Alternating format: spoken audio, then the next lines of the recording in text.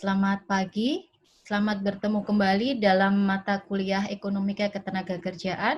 Kali ini kita sampai kepada pertemuan yang kedua mengenai permintaan tenaga kerja.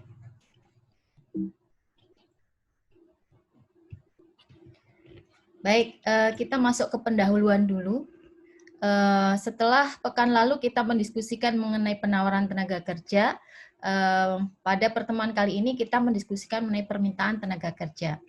Pasar tenaga kerja tidak hanya tergantung pada kemauan tenaga kerja untuk menyediakan alokasi waktu mereka untuk bekerja, tetapi juga pada kemauan perusahaan untuk mempekerjakan mereka, yaitu tenaga kerja ini. Perusahaan mempekerjakan tenaga kerja karena dasarnya adalah ketika mereka melihat konsumen itu membutuhkan untuk membeli barang dan jasa. Nah, dalam memproduksi barang dan jasa inilah kemudian perusahaan membutuhkan tenaga kerja. Artinya, permintaan tenaga kerja di sini adalah diturunkan dari permintaan barang dan jasa yang dibutuhkan oleh konsumen. Baik, seperti yang sudah saya sampaikan tadi, semakin banyak barang dan jasa yang dibutuhkan oleh konsumen, maka akan semakin banyak tenaga kerja yang dibutuhkan. Karena kan memang fungsi permintaannya itu diturunkan dari permintaan output, gitu ya. Kemudian ada pertanyaan penting bagi perusahaan, yaitu berapa tenaga kerja yang akan dipekerjakan dan berapa rupiah yang akan mereka bayarkan untuk para pekerja tersebut.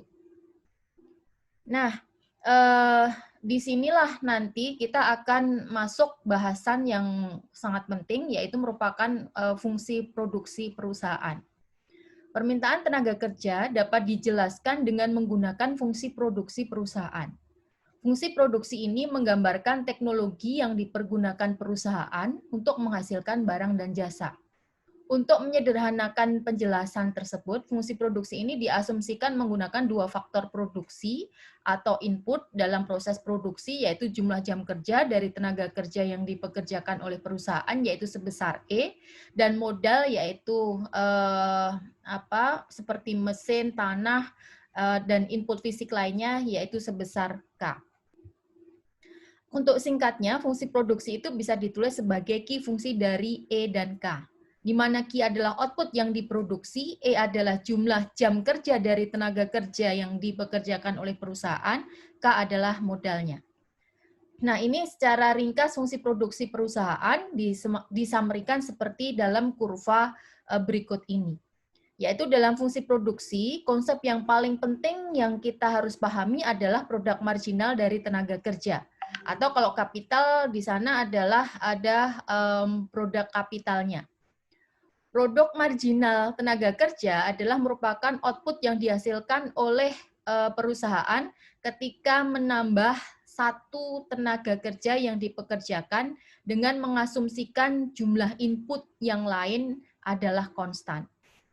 Sementara itu, produk marginal dari modal adalah perubahan output yang dihasilkan perusahaan ketika menambah satu unit satuan persediaan modal dengan asumsi input yang lain adalah konstan.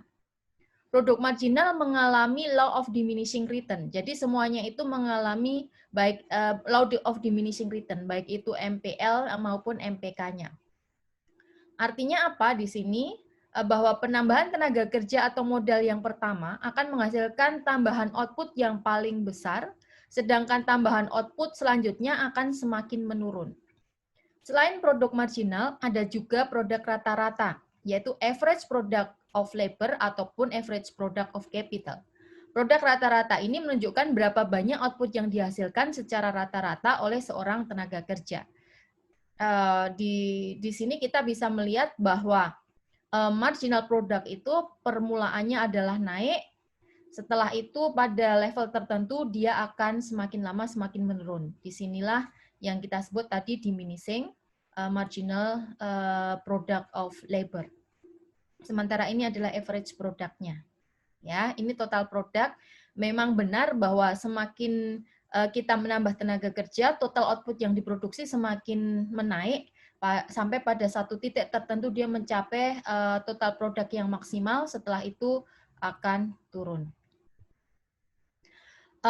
Semua perusahaan pasti mempunyai satu tujuan atau kepentingan, yaitu memaksimalkan keuntungan atau profit. Profit sendiri bisa dihitung dengan fungsi profit, yaitu total revenue dikurangkan total cost. Nah, total revenue di dalam permintaan tenaga kerja di sini akan dihitung dengan P kalikan Q, sementara total cost-nya, yaitu karena kita itu menggunakan dengan asumsi menggunakan dua input, yaitu tenaga kerja dan kapital, maka total cost di sini adalah berapa biaya yang dikeluarkan ketika menggunakan tenaga kerja dan berapa biaya yang dipakai untuk menggunakan capital. Sehingga inilah yang kita sebut sebagai total cost-nya. Nah, kemudian profit-nya adalah total revenue dikurangkan dengan total cost. Nah, bagaimana general rule atau aturan umumnya ketika ingin memaksimalkan keuntungan?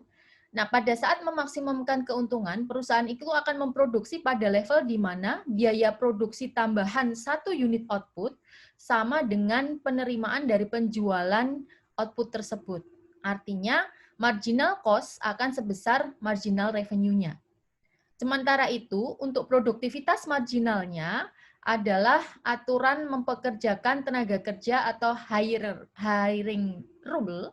Itu perusahaan akan mempekerjakan tenaga kerja sampai pada level di mana nilai tambah dari marginal produknya sebesar tambahan biaya ketika menambah tenaga kerja tersebut. Nah, ini adalah hal penting yang perlu kita pahami ketika kita memaksimalkan keuntungan. Nah, dalam fungsi produksi perusahaan ini ada keputusan jangka pendek dan jangka panjang. Jangka pendek adalah dalam mempekerjakan tenaga kerja, perusahaan tidak dapat mengubah ukuran dari produksi. Skala produksinya itu tidak berubah. Sehingga perusahaan tidak dapat menambah atau mengurangi faktor produksi. Jumlah kapital juga tetap. Dalam jangka pendek ini, perusahaan dapat menentukan tambahan output yang dapat dihasilkan oleh setiap tenaga kerjanya dengan dasar produk marginalnya. Untuk mengestimasi nilai tambah output yang diproduksi oleh setiap tambahan tenaga kerja yang dipekerjakan, nilai tambah tersebut dapat diestimasi dengan menghitung produk marginal tenaga kerja dikalikan dengan harga outputnya, atau kita sebut sebagai value marginal product.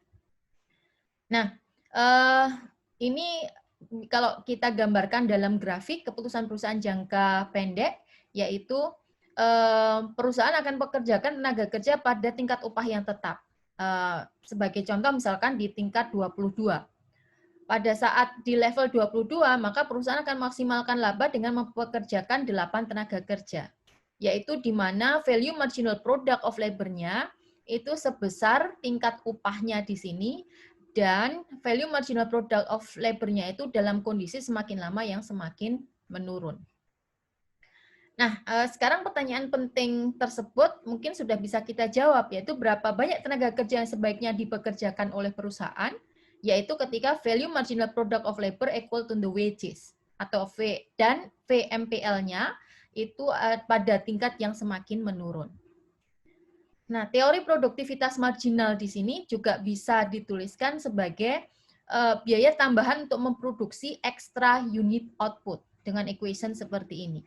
Situasinya tingkat produksi yaitu pada ketika pasar persaingan sempurna asumsinya di mana marginal cost sebesar harganya atau marginal revenue sebesar harganya juga dengan equation seperti ini di mana upah dikalikan dari marginal product of labor-nya akan sebesar harganya. Nah, ini keputusan output dari perusahaan, yaitu pada saat ingin mencapai profit maksimum, perusahaan memproduksi output sama dengan marginal cost-nya. Ya, ini besarnya output di sini sebesar marginal cost-nya. Nah, ini kan harganya tadi. Atau pada saat perusahaan pekerjakan tenaga kerja di mana tingkat upah adalah sebesar nilai produk marginalnya tadi. Nah, ada keputusan jangka pendek, ada juga keputusan jangka panjang bagi perusahaan untuk mempekerjakan tenaga kerja. Dalam jangka panjang, jumlah faktor produksi itu tidak tetap. Perusahaan dapat memperluas atau mengecilkan skala produksinya. Di sini perusahaan maksimalkan keuntungan dengan memilih kombinasi antara input tersebut, antara jumlah tenaga kerja dan banyaknya kapital atau peralatan untuk investasi dalam proses produksinya. Perusahaan bisa maksimalkan keuntungan dengan memproduksi output pada biaya serendah mungkin.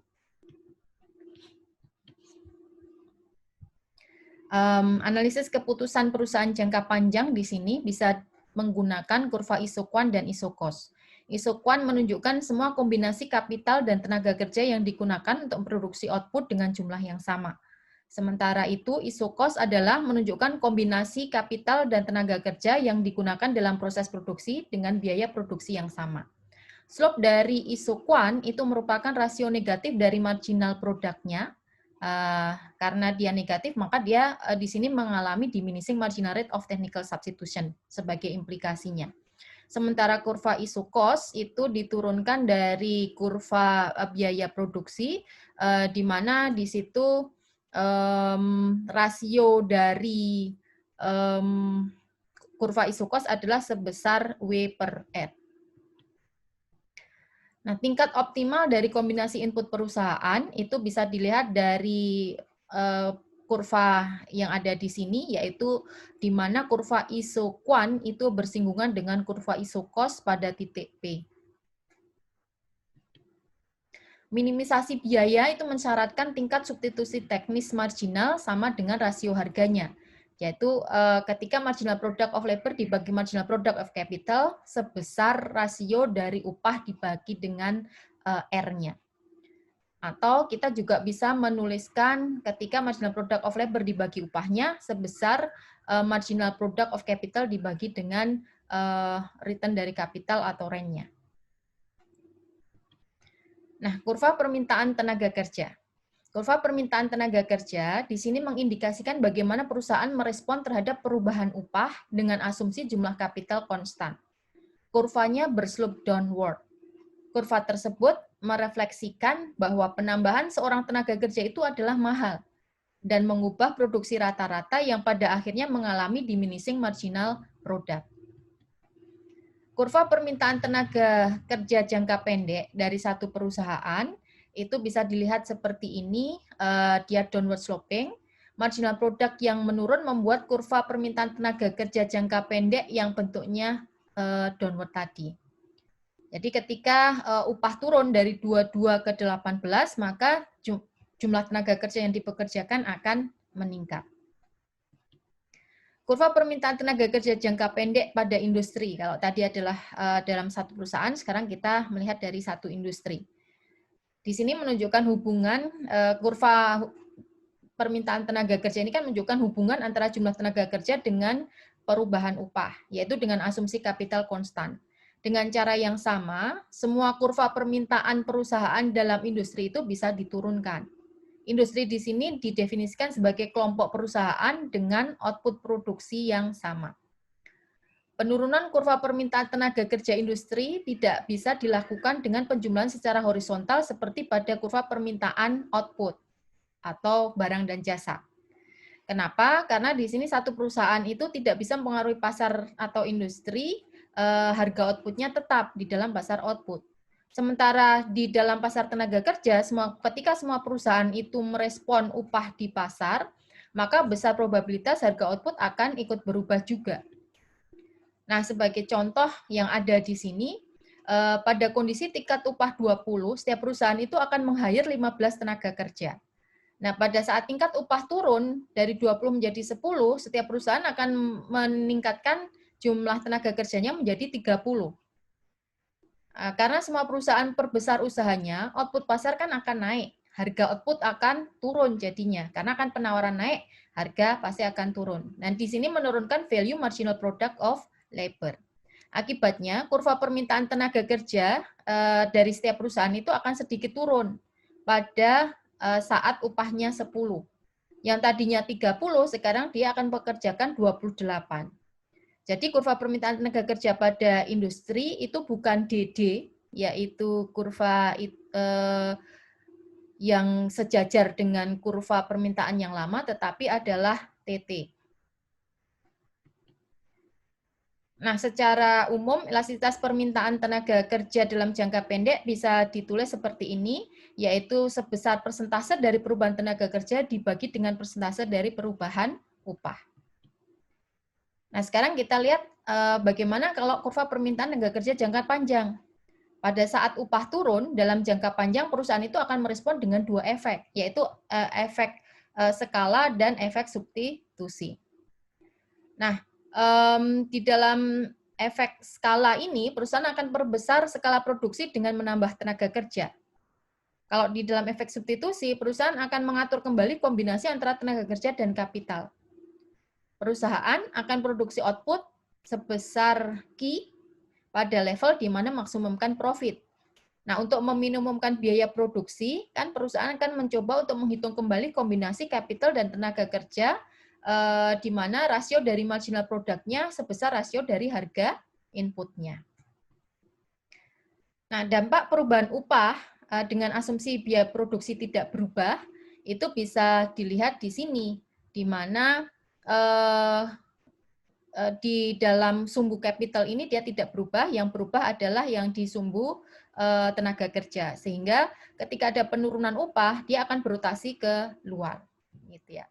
Kombinasi akan bergeser, kombinasi tenaga kerja dan kapital akan bergeser dari P ke R, sehingga di sini perusahaan akan menaikkan jumlah tenaga kerja dari 25 ke 40. Namun demikian dalam jangka panjang ini tidak ada yang mengharuskan biaya produksi harus tetap ketika tingkat upah turun.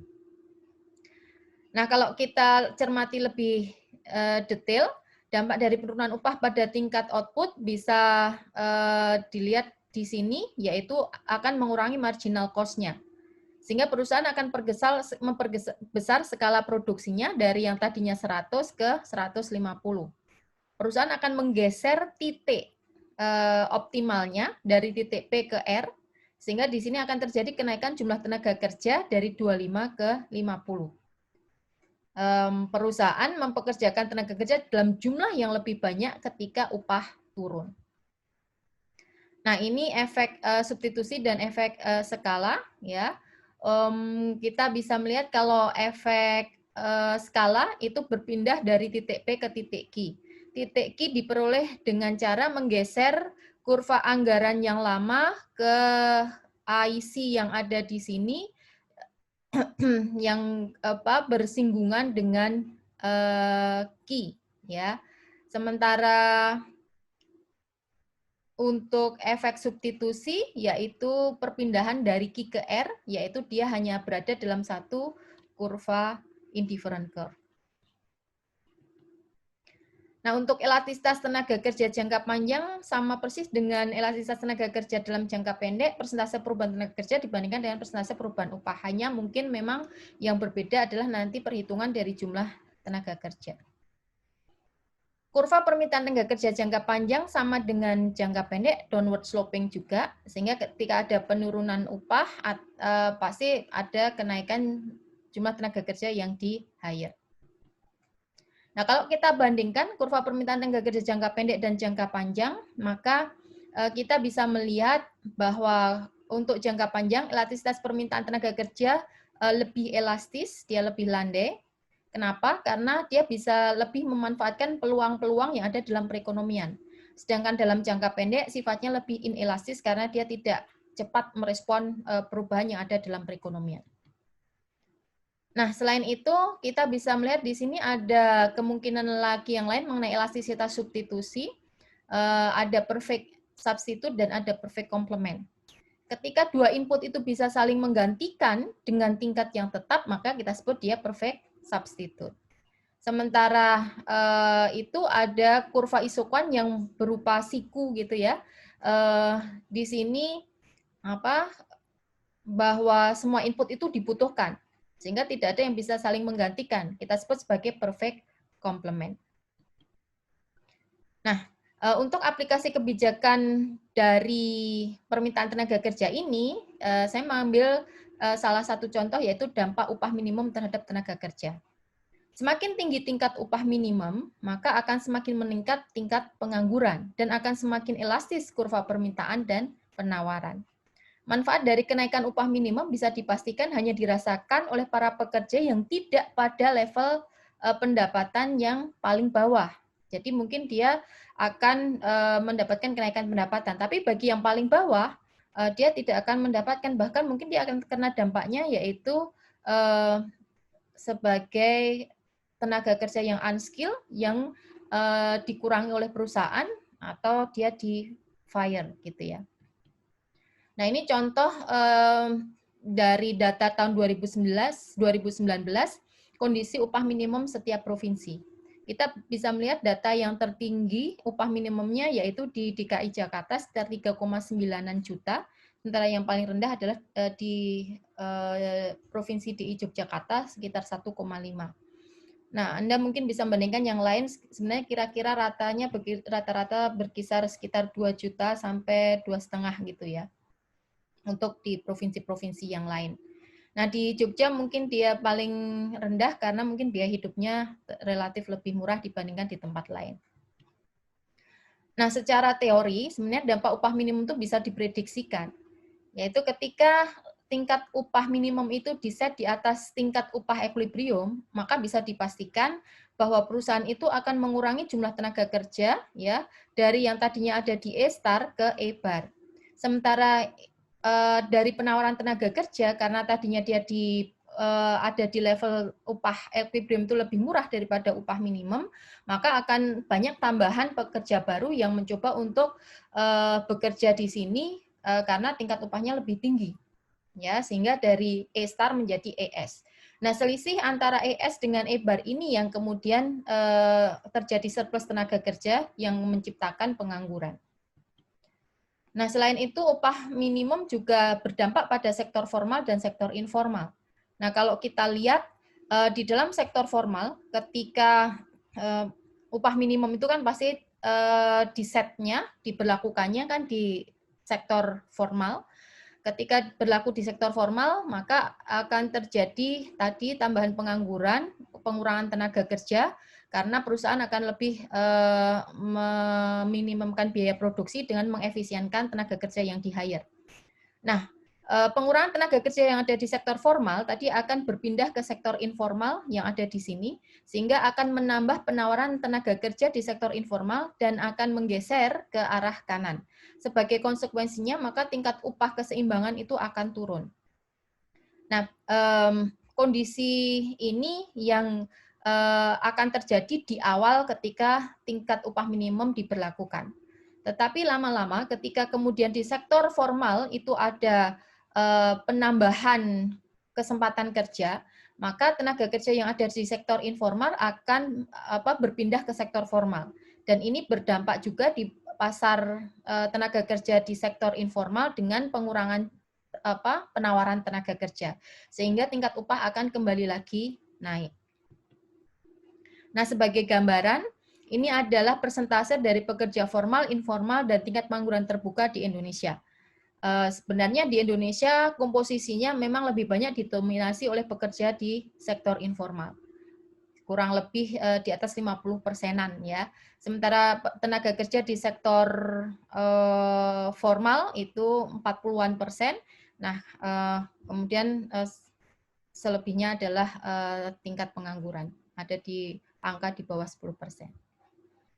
Baik, saya kira itu materi yang bisa saya sampaikan pada kesempatan kali ini. Selanjutnya nanti adik-adik ada tugas untuk membuat aplikasi mengenai kebijakan permintaan tenaga kerja di Indonesia. Terima kasih. Sekian dulu dari saya. Assalamualaikum warahmatullahi wabarakatuh.